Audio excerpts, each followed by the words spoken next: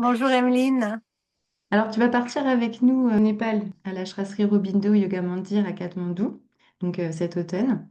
Et comme tu as développé une super méthode en fait éducative et un jeu qui va avec, au fil de ton très long et magnifique parcours d'enseignante éducatrice, tu avais l'élan de proposer la formation. Tu vas nous dire un peu déjà à quel public ça s'adresse? Est-ce que tu Oui, merci beaucoup. Donc la formation, elle s'appelle I, School. I, c'est le jeu et we, le nous ensemble. Et c'est vraiment basé sur ce concept de Ubuntu, de ensemble pour les enfants, comment on peut œuvrer au mieux. Donc la formation s'adresse surtout pour les enseignants ou les personnes qui travaillent déjà avec les enfants, pour leur apprendre comment utiliser ce jeu que nous avons créé qui s'appelle School. Et il peut être joué aussi avec des personnes qui sont animateurs, qui jouent avec les enfants dans des camps l'été ou qui font d'autres choses. Et c'est aussi un jeu qui peut être utilisé dans un cadre familial pour créer du lien, pour enrichir la communication. En fait, il peut servir à beaucoup de publics, mais cette formation en particulier sur les 3 jours, si on fait juste les 3 jours, 18 heures environ à l'ashram, ce sera pour des personnes qui sont déjà engagées dans un travail avec les enfants et pour enrichir ce travail pour eux. Ok. Alors du coup, est-ce que tu peux nous expliquer un petit peu plus en détail en fait qu'est-ce que c'est ce jeu et cette méthode et à quoi est-ce qu'on va être formé quand on va venir se former avec toi? Bien sûr. Donc, c'est un jeu de cartes, un jeu donc de 28 cartes avec 2 jokers, et qui est basé sur ce modèle d'éducation qui s'appelle IWE, qui est Imagine Wisdom Education. Donc, un modèle d'éducation qui est inspiré des cultures indigènes, avec qui j'ai eu la chance de passer beaucoup de temps, surtout les Amérindiens, les Lakota, les Hopi et les Navajo. Il est aussi basé sur les rencontres avec les Kogi et la tradition du Dagara en Afrique avec Sobon Fusome qui a beaucoup inspiré aussi les valeurs du modèle.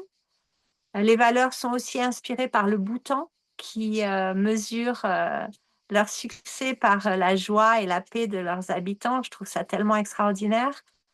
Donc ça, c'est rentré. Voilà, plein de choses ont influencé le modèle, surtout la communication non violente de Marshall Rosenberg. C'est un des piliers fondateurs du modèle. La non-violence. En fait, on tolère aucune violence, mais vraiment, c'est un des piliers. Dès qu'il y a quelque chose de violent, ben on va dire stop, on va en parler, on va voir qu'est-ce qui se passe et on va trouver un autre moyen de gérer la situation. Et ça, c'est une des raisons pourquoi cette formation, en fait, pour les personnes qui n'ont pas travaillé déjà avec les enfants, elle prend 10 jours. Et je demande qu'il y ait 2 week-ends additionnels de communication non violente pour vraiment se former à ça, parce que voilà, c'est non négociable que les animateurs qui travaillent avec les enfants, avec le jeu iWeSchool, ne soient pas formés à ça et ces outils. Si les personnes sont déjà enseignants, ben voilà, déjà ils travaillent avec les enfants, donc je ne peux pas les forcer à faire quelque chose qu'ils n'ont pas envie de faire. Mais le jeu va les aider à créer du lien, à parler justement des émotions, des besoins, qui sont dans la communication non violente, mais au travers du jeu. Et puis il y a aussi les Oui, parents, comme tu disais, qui peuvent l'utiliser soit s'ils sont en homeschooling, soit simplement s'ils ont envie, comme tu disais, de créer du lien ou de continuer d'autres apprentissages avec les enfants. Donc là, du coup, ils oui, peuvent faire une formation de 3 jours, on est d'accord. oui, complètement. Sauf qu'elle ne sera pas certifiante. C'est juste une formation pour pouvoir jouer le jeu en famille et ça, c'est absolument OK. Ils sont les bienvenus et oui, oui, oui, ce serait formidable d'ailleurs. Alors, donc, les valeurs du modèle, il y a l'amour gagnant-gagnant. Hein, c'est vraiment, on ne tolère pas de violence, on est dans le prendre soin les uns des autres. Il y a l'imagination et la créativité dans toutes ces dimensions pour vraiment encourager ça. Hein. C'est Einstein qui disait c'est plus important que l'intelligence, même l'imagination. Donc, voilà, on va vraiment nourrir cette imagination. Il y a le leadership pacifique qui est donc inspiré par le Bhoutan, qui va nous faire payer attention à notre santé, à notre bien-être, à notre joie et notre paix intérieure. Et une fois qu'on arrive à bien avoir ça pour nous-mêmes, on peut devenir des bons leaders pour la planète. Ensuite, il y a la connexion au cœur avec une vision éco-durable pour la planète, le service désintéressé, la pratique de la gratitude. Et ça, même pour les familles, c'est vraiment formidable de mettre en place ces petites pratiques de gratitude. Ouais, ça emmène beaucoup, la gratitude, en fait. Donc, on parle de ça aussi. Il y a la communication non violente et aussi la prise de parole en public qu'on va pratiquer au travers du jeu pour voilà, désamorcer cette peur que la plupart des humains ils ont de parler en public. À travers le jeu, on libère ça. Et il y a aussi la pratique de l'intuition. Donc, quelque chose qui, dans les cultures indigènes, est enseigné autant que l'académique, mais pas du tout dans notre culture occidentale. Et dans le jeu, on va faire des pratiques qui vont nous aider à être plus télépathique avec l'autre, à être plus en lien dans des énergies subtiles et comment dire, renforcer cette partie de nous qui est extraordinaire, hein, qu'on appelle l'intuition, mais en fait qui ne fait pas partie des enseignements à l'école. Et je trouve que c'est dommage parce que elle est très utile, cette intuition dans la vie, et de pouvoir différencier la voix du mental et la voix vraiment de notre guidance intérieure. C'est un bel outil pour la vie.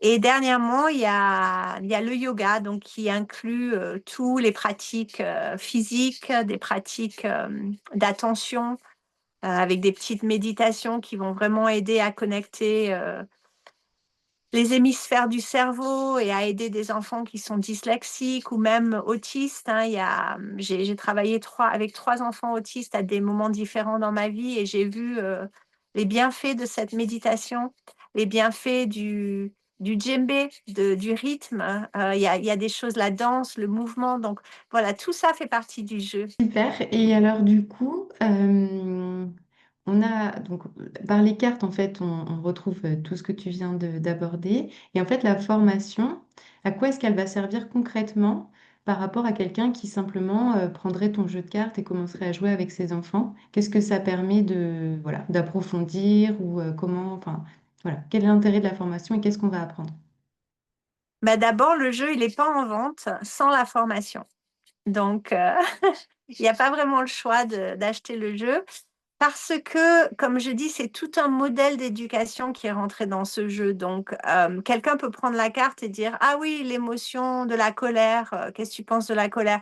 Mais si on n'a pas parlé de la colère, si la personne n'a pas vraiment déjà, elle, des outils pour libérer sa propre colère, ben, ça va pas passer comme moi j'aimerais que ça se passe. Pourquoi l'intention du jeu, pourquoi il a été créé, ça pourrait aller dans une direction même opposée de pourquoi il a été créé.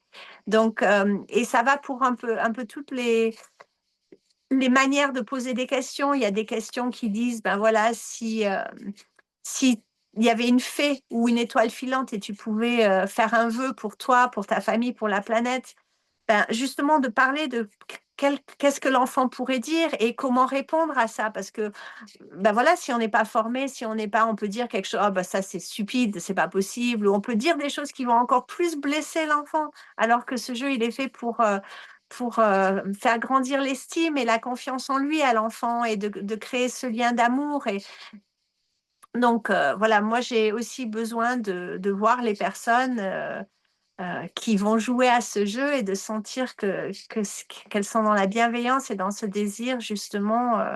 C'est pas juste un jeu qui va être vendu dans les magasins, c'est un jeu d'amour, un jeu de lien, un jeu de connexion, un jeu d'élévation de soi Ça et me du parle nous. beaucoup ce que tu dis parce que souvent on peut avoir le truc, voilà, on va acheter un jeu de cartes ou un livre, je sais pas, sur le yoga, etc. Et puis finalement, bah, les enfants n'adhèrent pas forcément à notre proposition, puis on se retrouve un petit peu démunis. Et du coup, je trouve ça intéressant, effectivement, cette démarche de savoir comment l'amener, comment y jouer, comment inviter les enfants.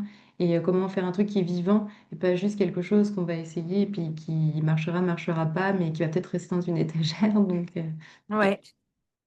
Oui, oui, oui, c'est exactement ça. Moi, j'ai acheté un super jeu sur la communication non violente, les émotions, mais en fait, c'est tellement compliqué que j'arrive pas à m'y mettre ma main dessus et je suis pas allée à une formation parce que le moment où elle le faisait, ben, je pouvais pas y aller. Il y en a pas une en ligne, il y a rien. Et en fait, je peux pas me servir de ce jeu. Je trouve ça tellement dommage.